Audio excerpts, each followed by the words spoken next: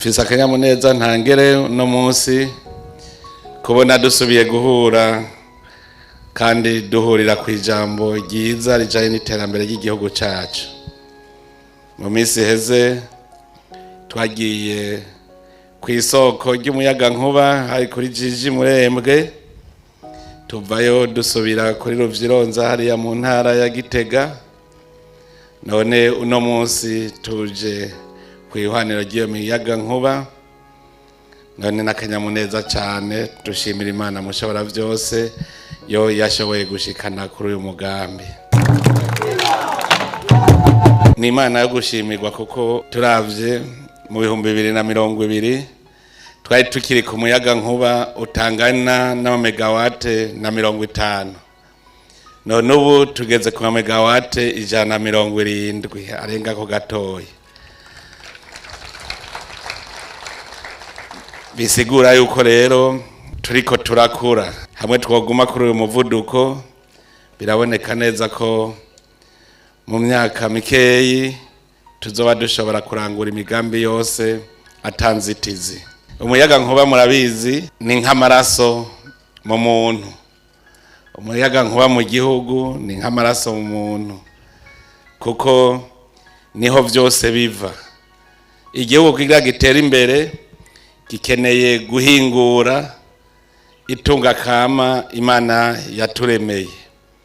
Iryo tunga kama rero harimwo ubutare, harimwo guhingura ibivuye mu burimyi n'ubworozi, harimwo ubuhinga ngurukana bumenyi, harimwo igisata c'ingenzi, kuko ntiwokwakira ingenzi nawe mw'ihoteli itakamwe amatara.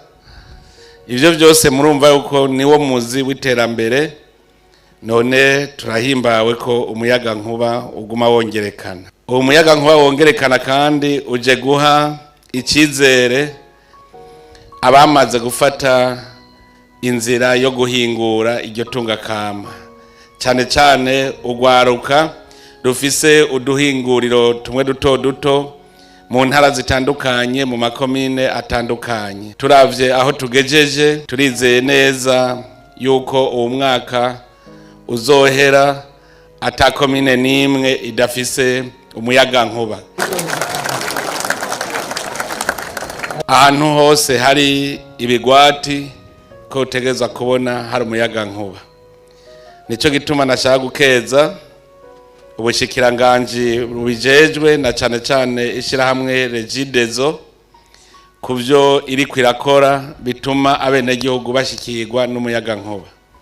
Twari tumaze iminsi abenshi bijiriwe, nagira ku izina rya rigiye ndabasaba imbabazi ko twabaruhishije, muga murabona ko butari ubukene bw'umuyagankuba, twariko turabitunganya.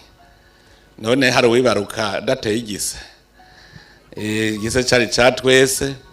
Ubu rero ni umunsi w'umwizero yuko icikagurika ry'umuriro rigiye kugabanuka, kandi turavyizeye naho ivyuma bidasezerana. Aha dufise ivyuma bigezweho, twibaza neza yuko bizotugora gakeyi. Turasubiye kandi gushimira iryo shirahamwe, kuko aho duca hose murabona ko bariko barashinga bashiraho intsinga z'amatara zigenda kuri ivyo bigwati. Uburundi kandi bwaramaze bwugururira abikorera ivyabo mu bijanye n'umuyagankuba, baba abashaka kuwukwiragiza hirya no hino mu bigwati, baba ndetse n'abashaka kugira imiyagankuba. Ubu itegeko rishasha ryarugururiye abagwizatunga. Turakengurukira abamaze kuja muri uwo mugambi, aho duheruka kugurura umuyagankuba ku Ruvyironza. Uwo ni umuyagankuba urugomero rwubatswe n'abagwizatunga. Turazi yuko bariko barubaka n'urugira kabiri, hanyuma kandi turazi yuko no kuri Kirasa hari abagwizatunga bariko barubaka ingomero z'umuyagankuba. Tukaba rero duhamagariye n'abandi bagwizatunga kuza muri ico gisata kugira ngo tugiteze imbere vy'ukuri. Ariko rero duhamagarire n'abandi bagwizatunga, uwo muyagankuba so gupfisha ubusa. Gushika ubu umuyobozi mukuru wa rigiye yamaze kutubwira yuko muri uwo muyagankuba ungana ni megawate 170, yuko gushika ubu abariko barakora bafise umuyagankuba bamaze gusaba gusa megawate 100. Nukuvuga turacafise megawate 70 zicaye. Abagwizatunga rero va hasi, uwurima uworora, tugira amafromageri, tugira amareteri, tugire insyo zisya neza ibigori, bihingura umuceri, duhingure ivyo turiko turirimira. Ndetse rero nagira ntere n'intege kandi ugwaruka twaramaze kubereka yuko kugira utera imbere uhingura itunga rusange. Ubu twashitse mu gisata c'ubutare. Igisata c'ubutare rero dusabe ugwaruka ruje ku kivi kugira ngo ubwo butare dutangure kwiyumvira ingene tuzobuhingurira ngaha. Turafise ubutare bw'icuma ngaha, dushaka kugira ya mahinguriro yo kugira icuma tigikorerwe ngaha. Turafise ubutare bwa cuivre za cobalt, dukeneye yuko tugira amahinguriro ngaha nyene.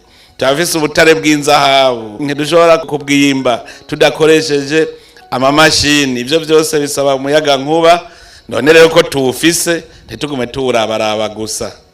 Nongere rero mperaheze nsaba ishirahamwe rigiye gukora ingufu zose zishoboka kugira ngo abene gihugu bakeneye umuyagankuba bawuronye.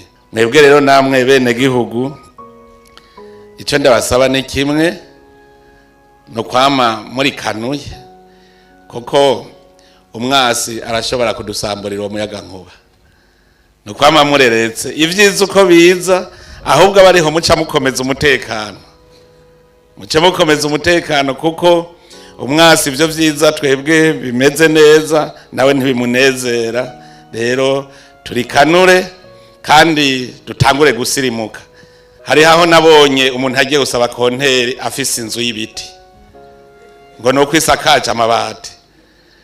Dusirimuke, ndagira sabe abarundi bose dutangure gusirimuka, twubake utuzu twiza kandi tuve mu mwonga, twubake ku mabarabara kugira ngo amatara ashobore kudushikira n'ingoga. Abubaka mu kajagari, nimwubaka mu kajagari bizogorana ko amatara bashikira. Mutangure kumenya yuko muriko murubaka ibarabara muri siga kugira ngo umuhora w'umuyagankuba uronke aho uca n'umuhora w'amazi, ntagira abasubira kubaka mu kajagari. Dusirimuke rero kuko murumva ko igisirimu kiriko kiraza, ubu ibintu bitera bihinduka. Ntitwaguma rero turi mu rufuri kandi twamaze kuba abasirimu. None rero dusaba Imana mushobora vyose igume ihezagira ibikorwa by'amaboko yacu kandi igume ihezagira abarundi n'Uburundi. Murakoze, Imana ibahezagira.